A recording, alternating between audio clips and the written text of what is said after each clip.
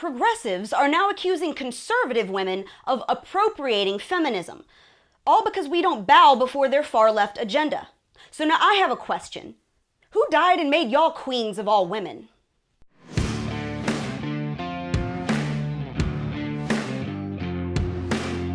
Hey guys, welcome to Reality Check on MRC TV. I'm Brittany Hughes. I'm a conservative, a millennial, and I hate progressive feminism.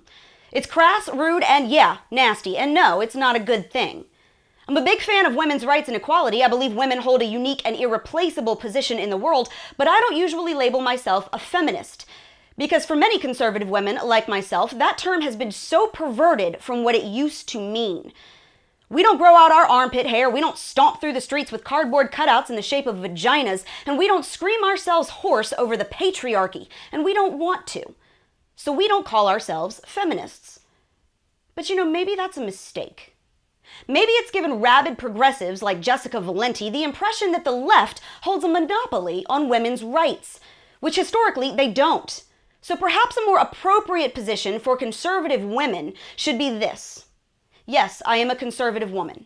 Yes, I am a feminist. And no, I don't need your permission. So this one goes out to Jessica Valenti, who argued in the New York Times that progressives should protect feminism against conservative appropriation.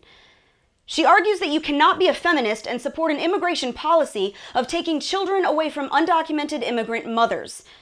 She says that you cannot be a feminist and support anti-abortion laws. So now let's break that down. Firstly, no one, and I do repeat, no one, is trying to rip children from their mother's arms. That's a common leftist scare tactic that they peddle to accuse the right of being racist, and it's a lie. Supporters of legal immigration simply want to keep illegal aliens from flocking to the United States in unmanageable droves. And as for women who oppose abortion, here's a quick question. Who says?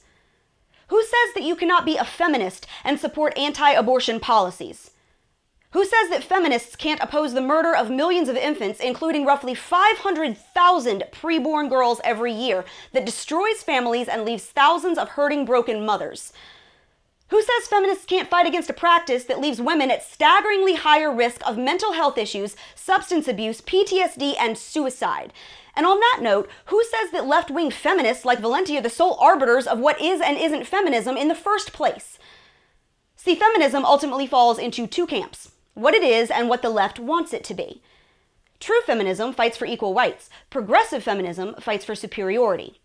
True feminism wants little girls in Africa to live without the threat of forced genital mutilation. Progressive feminism is too busy whining about a fake wage gap. True feminism celebrates women. Progressive feminism says that mentally ill men can co-opt womanhood. True feminism wants an end to the oppression of women in the Middle East. Progressive feminism hires terrorist sympathizers as its keynote speakers.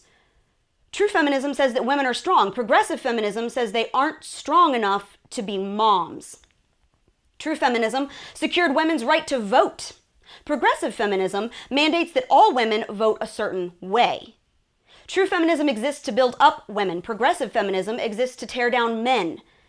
Progressive feminism says that any woman who does not conform to lockstep leftist thought is immediately barred from the ranks of the feminist. True feminism does not. In fact, many of the very first feminists of our time would take serious issue with the modern-day progressive feminist line. Susan B. Anthony, an original suffragist and one of the most famous pioneers of feminism in the U.S. history, was pro-life, as was Norma McCorvey, better known as Jane Roe, who became a staunch advocate for the unborn after the Supreme Court granted her and millions of women nationwide legal access to abortion.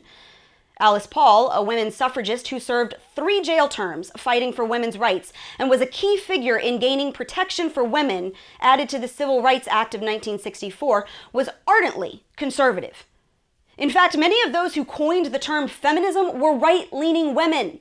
So no, Miss Valenti, you are not the arbiter of feminism.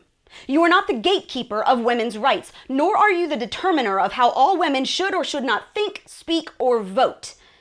And any feminist movement that accuses millions of non-conforming conservative women of appropriation is not feminist at all. And that's your Reality Check America. Make sure you subscribe to our YouTube page, like us on Facebook and Twitter, and stay sane out there.